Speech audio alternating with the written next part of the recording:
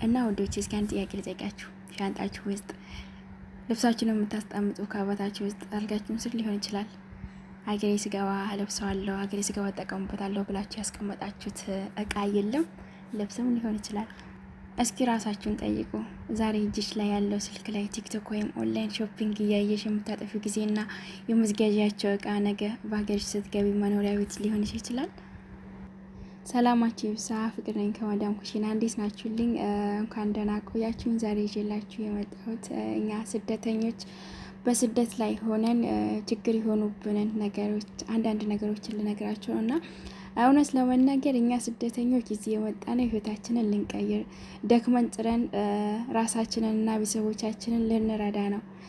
ነገር ግን ሳናውቀው ሁላችንም እየወደቅንበት ያለ የድካማችንን ፍሬ በየቀኑ በላያችን ላይ እያፈሰሰ ህልማችንን የሚበላው አንድ ትልቅ ጠላት አለው ማለት ነውና ያ ጠላት ምንድን ነው ካላችሁኝ የኮተት ሱስ ወይንም አላስፈላጊ ኦንላይን ሾፒንግ ነው።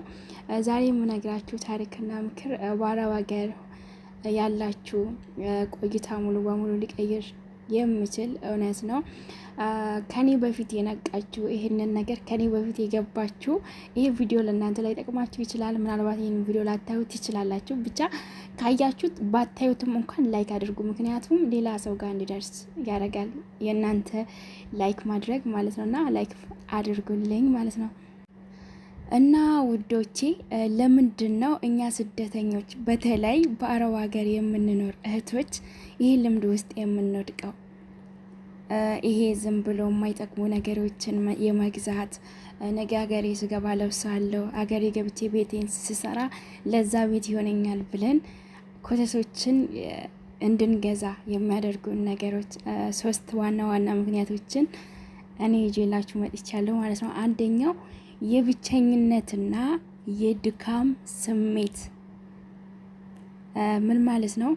ቀኑን ሙሉ በሰው ቤት ደክመን አእምሯችን ስጨነቅና ትክክለኛ እረፍት ስናጣ ማታ ስልካችንን እንከፍታለን። ቲክቶክ ወይንም ፌስቡክ ላይ የተለያዩ ሶሻል ሚዲያዎችን እንጠቀማለን። ምክንያቱም እኛ ማንም የለንም እዚህ ሀገር ላይ ስልካችን ነው ጓደኛችን፣ ቤተሰብም ሊሆን የሚችለው በቃ በስልኩ ነው የምንደበረው ማለት ነው። እና ቲክቶክ በከፈትን ቁጥር አንዳንድ ማስታወቂያዎችን እናያለን። ቅናሽ አለው ያምራል የሚል ማስታወቂያ ይመጣል። ያኔ ያንን እቃ ስናዘው በአንድ አፍታ ደስታ ስሜት ወዳው ለሚጠፋ ስሜት ያንን እቃ ሳንወደው ስላየነው ብቻ ቅናሽ ስለሆነ ብቻ ያንን እቃ እንገዛለን ማለት ነው።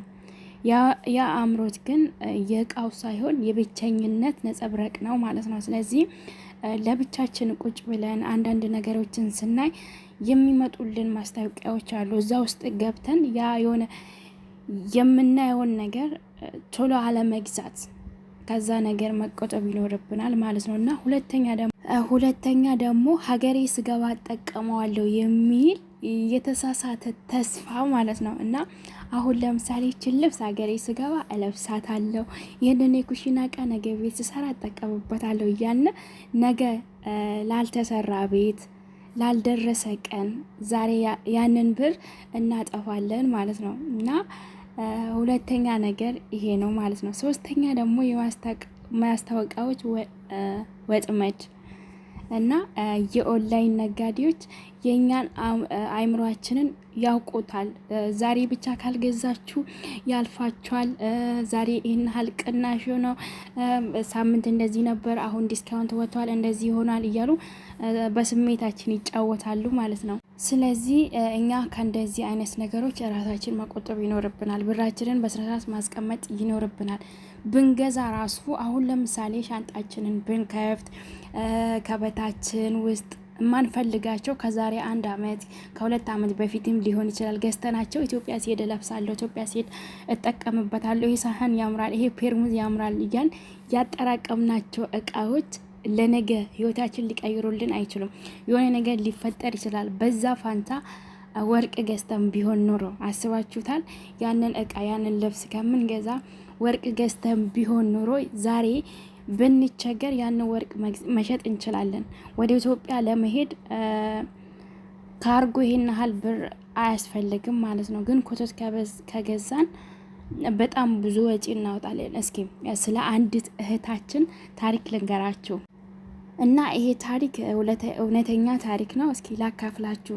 ስሟን ለመጥቀስ የማልፈልጋት አንድን እህታችን በአረብ ሀገር ለ5 አመታት ያህል ሰርታለች ማለት ነው። በየወሩ ከደሞዟ ላይ ይሄ ለሀገሬ ነው፣ ይሄ ለቤት ነው እያለች ያየችውን የቤት እቃ፣ ብርድ ልብሶች፣ ሰዓቶች፣ ጫማዎች ምንም ነገር ሳይቀሩ ሁሉንም ነገር ትገዛ ነበር ማለት ነው። እና ክፍሏ ውስጥ በቃ እንደዚህ ተከምሮ ሻንጣዎች፣ ካርቶኖች መደርደራ ሆኖ ነበር ማለት ነው። እና 5 አመቱ አልቆ ወደ ሀገሯ ልትገባ ስትል ያስቀመጠችው ገንዘብ አካውንት ቡኳ ባዶ ነው ማለት ነው።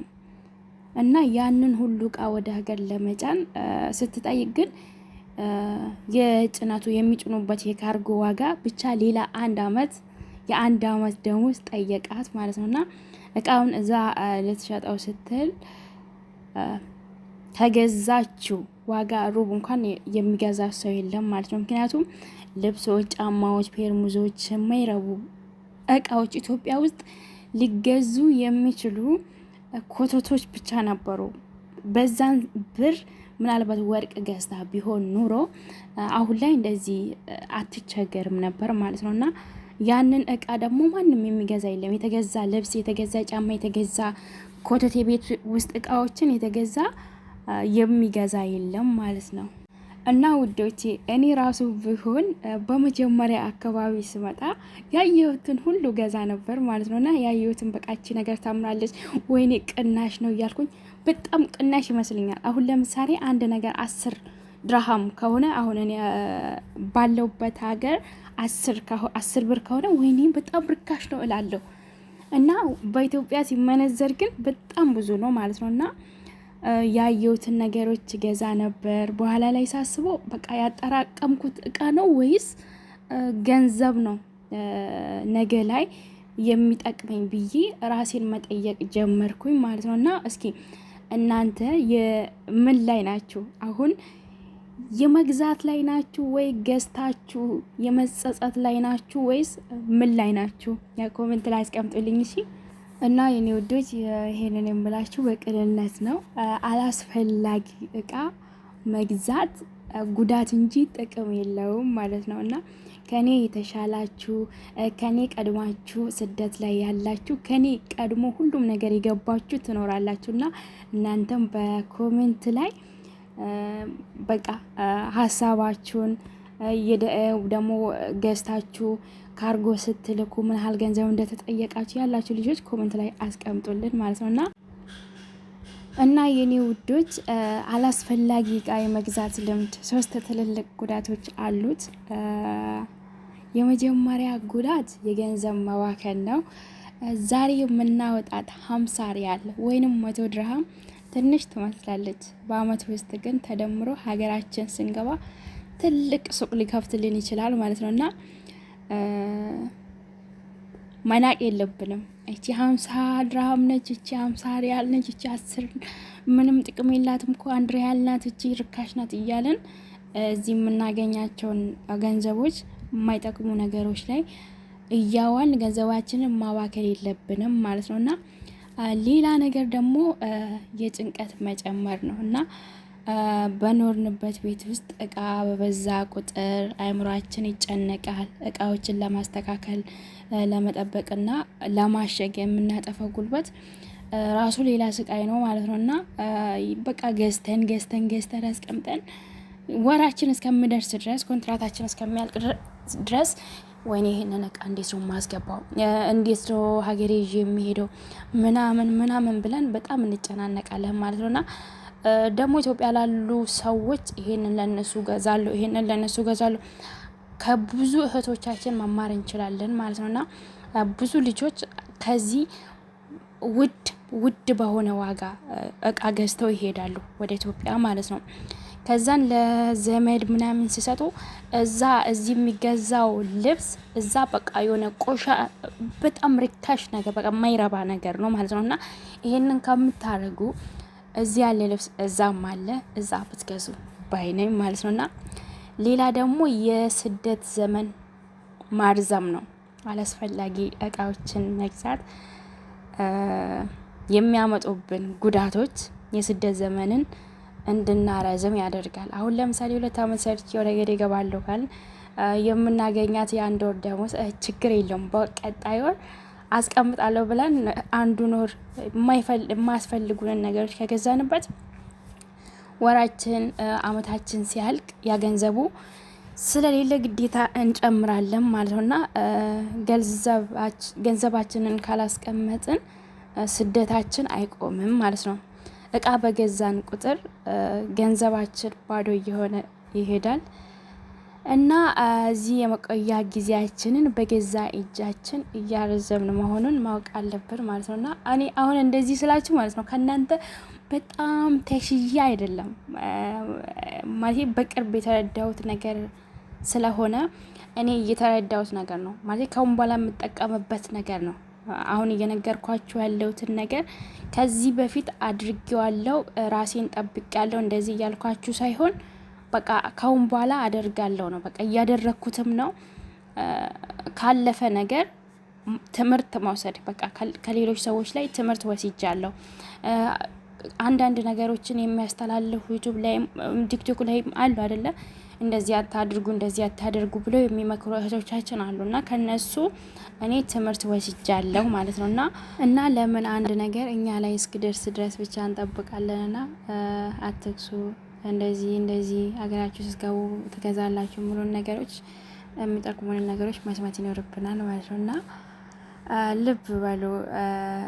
ጫማ ልብስ ሁሉም ነገር ሀገር ቤት አለ። እዚህም እቃዎች አሉ ግን ኢትዮጵያ ላይ ያለ ነገር ምንድነው ብር ብቻ ነው ኢትዮጵያ የሌለው ማለት ነው። እና እዚህ ሀገር ኑሮ ውድ ነው ልክ እንደ ኢትዮጵያ አረብ ሀገርም አሁን ላይ ኑሮ ውድ ነው በጣም ማለት ነው። እና እቃ የረከሰ ይመስለናል እኛ የምናገኘው ምንዛሬ በምንዛሬው ስለማናየው ነው። ነገር ግን ያንን ለእቃ የምናጠፋውን ብር በአግባቡ ብንይዘው ነገ ሀገራችን ስንገባ የራሳችን ይሆናል ማለት ነው። ስለዚህ በዛሬው ኦንላይን ላይ ዝም ብሎ እቃ ማዘዝ አቁመን ብራችንን መቆጠብ ከቻለ ደግሞ ወርቅ መግዛት ማለት ነው። እና ውዶቼ እዚህ የምናጠፋት ትንሽ ብር ሀገር ቤት በጣም ትልቅ ናት ማለት ነው። እና እዚህ ሀገር ሆነን 10 ድርሃም ወይንም ደግሞ 20 ሪያል እና እቺ እኮ 10 ናት እቺ እኮ 20 ድርሃም ናት ምን አላት ምንም አይደለችም እያለን እናጠፋለን። ነገር ግን ዛሬ ላይ ኢትዮጵያ ብር ምንዛሬ እንደደረሰ ታውቃላችሁ ማለት ነውና እዚህ የምናጠፋትና እንደፈለግን የምናደርጋት ሳንቲም ሀገር ቤት ስትመነዘር በጣም ትልቅ ናት ማለት ነውና እዚህ የምንገዛው አንድ ልብስ ወይም የምናጠፋው አላስፈላጊ ወጪ ሀገር ቤት ለወላጆቻችን ትልቅ ነገር ሊሰራ ይችላል ማለት ነው። ወይም ደግሞ ለኛው ለራሳችን የወደፊት ቢዝነስ መነሻ ሊሆነን ይችላል። ስለዚህ ሳንቲም አትናቁ። እዚህ የምታገኙትን እያንዳንዷን ሳንቲም ነገ ሀገራችሁ ላይ ክብር ይሰጠናል ማለት ነው። እና እዚህም ኑሮ ውድ ነው ራሳችንን ማታለል የለብንም። እና ብዙ ጊዜ ስደት ላይ ስንሆን ሀገር ቤት ብቻ ነው ኑሮ የተወደደው እያልን ራሳችንን እናታልላለን ማለት ነው። እና እኛ ያለንበት አረብ ሀገርም ኑሮ እጅግ በጣም ውድ እየሆነ ነው። የአየር ትኬት፣ የኑሮ፣ የሕክምና፣ የፍጆታ እቃዎች ዋጋ በየቀኑ እየጨመረ ነው። እና አሁን እስኪ መዳማችሁ እንደውም የሆነ ነገር አለቀ መዳም አንጪ ምናምን ስትሉ እንዴውኑ አሁን እኮ ውድ ነው ትንሽ ስሪ ምናምን እያሉ አይደለ? እውነታቸው ነው በጣም ውድ ነው ማለት ነው። ይሄ ማለት ነገ ምን እንደሚፈጠር አናቅም ደግሞ እዚህ ሀገር ላይ ማለት ነውና ዛሬ ስራ ሊኖረን ይችላል ነገ ደግሞ ላይኖረን ይችላል። ስለዚህ ኑሮ ውድ በሆነበት ዓለም ላይ እየኖር የነገ ዋስትናችንን ሳናዘጋጅ ዛሬ የምናገኘውን ብር በሙሉ ዝም ብለን የምናወጣ ከሆነ ነገ ችግር ውስጥ ልንወድቅ እንችላለን ማለት ነውና ሌላ ደግሞ የሰው ቪዲዮ ከማየት የራስን ዩቲዩብ ቻናል እና ብራንድ መገንባት ማለት ነውና አሁን ደግሞ ሌላኛው ትልቅ እውነታ ልንገራችሁ። ማታ ስራ ፈታችሁ ስልካችሁን ስትከፍቱ በቲክቶክ እና በዩቲዩብ ላይ የሰውን ቪዲዮ ዝም ብላችሁ በማየት ሰዓታችሁን ታጠፋላችሁ። በእናንተ እይታ ብዙ ሰዎች ዶላር ይሰበስባል ማለት ነውና ቤተሰቦቻቸውን ይቀይራሉ፣ ራሳቸው ትልቅ ብራንድ ያደርጋሉ። እኛ ግን በሰው ቪዲዮ ስንስቅና ስንሳለቅ ጊዜያችንን እናጠፋለን ማለት ነውና ለምን የራሳችሁን ዩቲዩብ ቻናል አስከፍቱ? እኔም እውቀት አለኝ አትበሉ። በአረብ ሀገር የምታሳልፊውን ህይወት ወይንም ደግሞ የምግብ አሰራር የምታውቂውን ጠቃሚ ምክር ወይም ደግሞ ያላችሁን ህይወት ተሞክረው ለሰዎች ማካፈል ትችላላችሁ። ስልካችሁን በቃ አይደለ የሰው ቲክቶክ የሰው ነገር ለማየት ብቻ አትጠቀሙት ማለትና የራሳችሁን ብራንድ የምትገነቡበት በቃ የተለያዩ ነገሮችን አይደለ ዩቲዩብ ክፈቱ። ዩቲዩብ እዚህ ሆናችሁ ብትከፍቱ እዚህ ሆናችሁ ዩቲዩብ ከፍታችሁ ማለት ነው ኢትዮጵያ ገብታችሁ በጣም ብዙ ነገር መስራት ትችላላችሁ። አሁን ለምሳሌ እኔ እዚህ ሆኜ ባይከፈለኝ ራሱ ማለት ነው ባይከፈለኝ ራሱ ችግር የለውም፣ መስራቴን አላቆምም።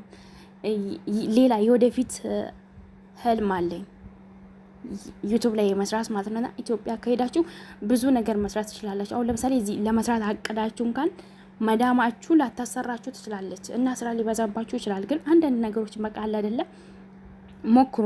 ሰብስክራይባችሁን አብዙ፣ ተከታዮቻችሁን አብዝታችሁ ዩቲዩባችሁን ሞኔታይዝ አድርጋችሁ ኢትዮጵያ ሄዳችሁ ደግሞ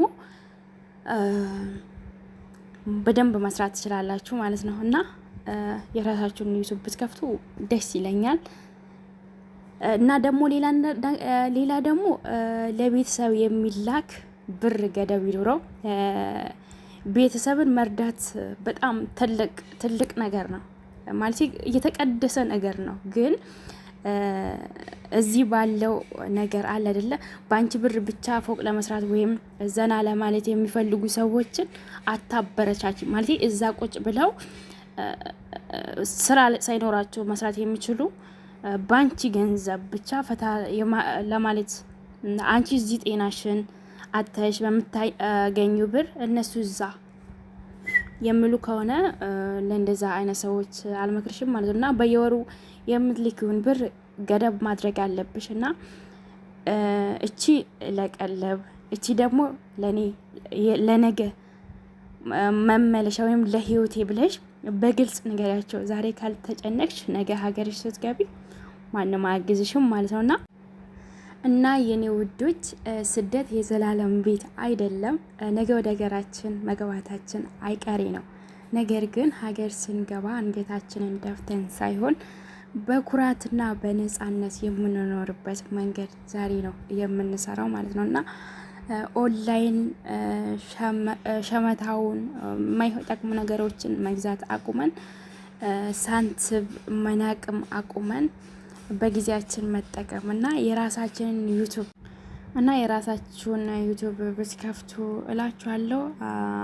ይህ ቪዲዮ ከተመቻችሁ ላይክ ማድረጋችሁን አትርሱ። ለሌሎች እህቶች እንዲደርስ ሼር አድርጉት። ሰርጦ ደብ ሰብስክራይብ በማድረግ ፍቅር ሪከርድ ቤተሰብ ሆኑ እና ውዶቼ እስቲ ወደ ኮሜንት እንውረድና እንወያይ። እናንተስ ኦንላይን እቃ የመግዛትና ኮተት የመሰብሰብ ልምድ አለባችሁ? እንዴትስ ነው ለማቆም ያስተዋችሁት? እና ውዶቼ ኮሜንት አስተያየታችሁን ፈልጋለሁ። በሌላ ቪዲዮ እስከምንገናኝ ድረስ ደህና ሆኑልኝ። ደግሞ ላይክ እንዳይረሳ።